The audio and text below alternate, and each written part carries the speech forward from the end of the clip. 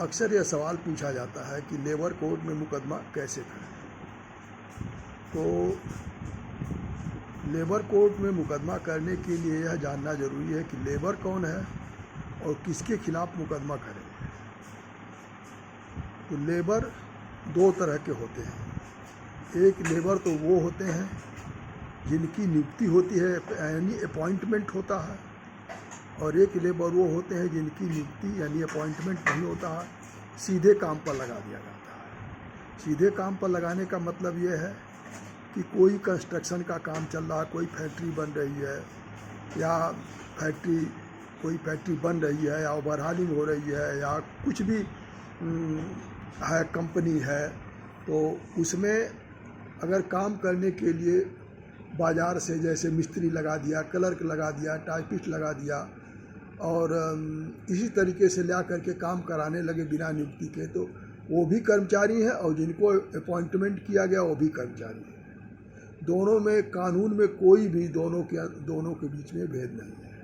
और तनख्वाह की जहाँ तक बात रही, तो जो जिनकी नियुक्ति होती है उनके लिए वह स्केल होते हैं वेतन के, उनके ऊपर स्केल लागू होता है वेतन का, और जो जिनकी नियुक्ति नहीं होती है उनके लिए सरकारी तनख्वाह सरकारी वेतन निश्चित होता है, जिनको न्यूनतम वेतन कहा जाता है। उसके लिए अलग कानून है, न्यूनतम वेतन अधिनियम 1948। तो कानून के अनुसार जो वेतन कर्मचारी का तय होता है उसको उसके अनुसार वह कर्मचारी होता है जिसको काम पर लगाया जाता है। तो अगर किसी कर्मचारी का कोई वेतन, कोई भत्ता जो नियम के अनुसार, कानून के अनुसार मिलना चाहिए नहीं मिला है, तो वह कर्मचारी लेबर कोर्ट में मुकदमा कर सकता है। लेकिन अब सवाल यह है कि मालिक कौन है। मालिक लेबर कोर्ट में मुकदमा करने के लिए उद्योग होना जरूरी है। उद्योग किसे कहते हैं? लेबर कोड के कानून के अनुसार उद्योग वो है सरकारी उद्योग और प्राइवेट उद्योग, दोनों में कोई अंतर नहीं है। सरकार भी उद्योग चलाती है और प्राइवेट में भी उद्योग चलता है।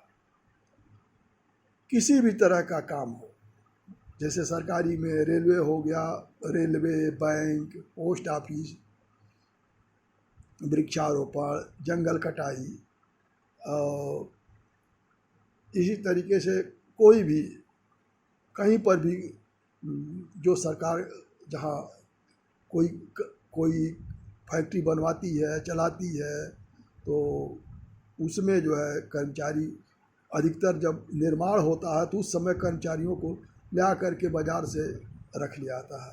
कुछ काम ऐसे होते हैं जो कि बहुत सख्त ज़रूरत पड़ जाती है तब भी ला कर रखा। जैसे मान लीजिए कहीं भूकंप आ गया या कहीं कोई कुछ ढह गया या कुछ नुकसान हो गया या कहीं ओवरहालिंग करना है या सफाई करना है, तो उसके लिए कर्मचारी को जो बाज़ार से जा कर के जिनको रखते हैं वो भी कर्मचारी ही हैं कानून की दृष्टि से।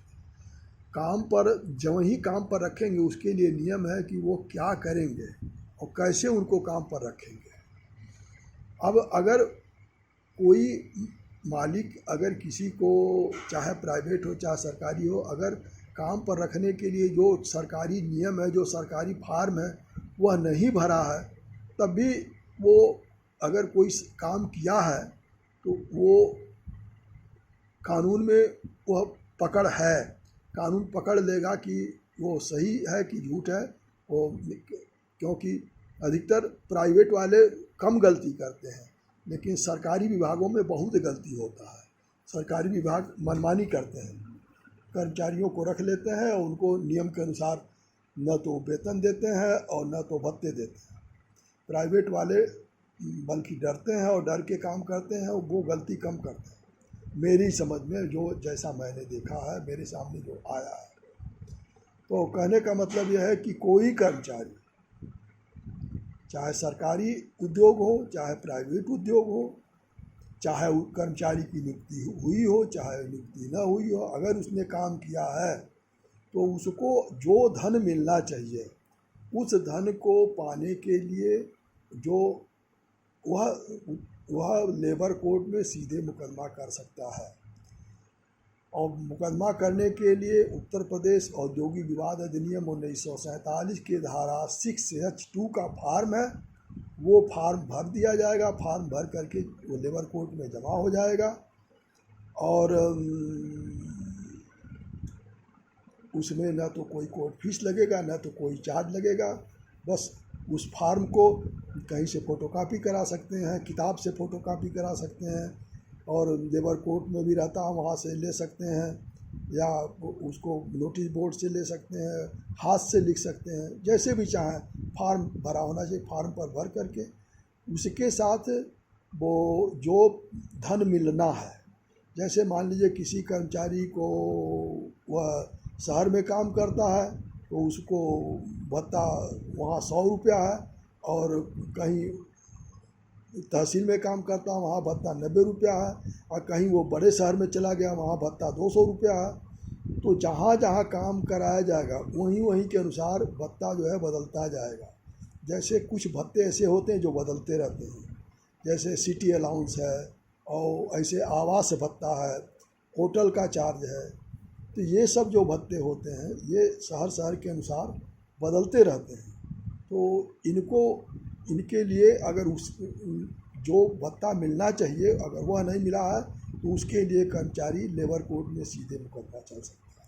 ये तो सवाल का जवाब हो गया कि लेबर कोर्ट में कैसे मुकदमा करें और कौन मुकदमा करे। लेकिन लेबर कोर्ट में ये भी जानना कि लेबर कोर्ट में 2 तरह के मुकदमे होते हैं। एक कर्मचारी खुद करता है और एक मुकदमा सरकार भेजती है। जो सरकार भेजती है उसके लिए लेबर कोर्ट में दरखास्त नहीं दिया जाता, उसके लिए दरखास्त क्षेत्रीय उप श्रमायुक्त को या श्रमायुक्त को दरखास्त दिया जाता है, और वो जांच करा करके वो सरकार को भेजते हैं, और सरकार जो है वो लेबर कोर्ट में भेजती है। तो जो लेबर कोर्ट में जो सरकार भेजती है उसको अभिनिर्णय विवाद कहते हैं, और जो कर्मचारी खुद मुकदमा करता है उसको मिसलेनियस यानी प्रकीर्णवाद कहते हैं।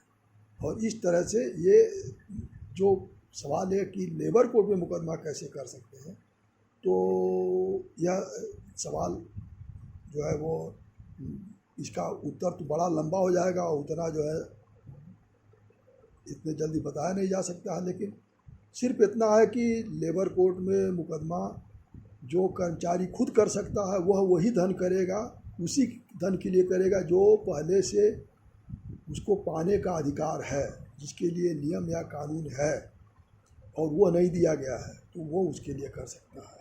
न्यूनतम वेतन, न्यूनतम मजदूरी नहीं दिया गया है या कोई भत्ता नहीं दिया गया तो वो करेगा। और अगर जो नौकरी से निकालने का मामला है, सीनियरिटी का मामला है और छटनी का मामला है, तो ये सरकार को वही उप श्रमायुक्त को दरखास्त दिया जाएगा। उप श्रमायुक्त सरकार समझौता कराने का प्रयास करेंगे। समझौता अगर सफल नहीं होता, मालिक को बुलाएंगे, कर्मचारी को बुलाएंगे, दोनों को बैठाएंगे आमने सामने, दोनों से समझौता कराने का प्रयास करेंगे। अगर समझौता नहीं होता है तब वो भेज दिया जाएगा सरकार के पास, और सरकार भेज देगी लेबर कोर्ट में अभिनिर्णय के लिए। ये सामान्य बात है, और बकिया जो है वह कोई सवाल हो तो पूछ सकते हैं कमेंट में।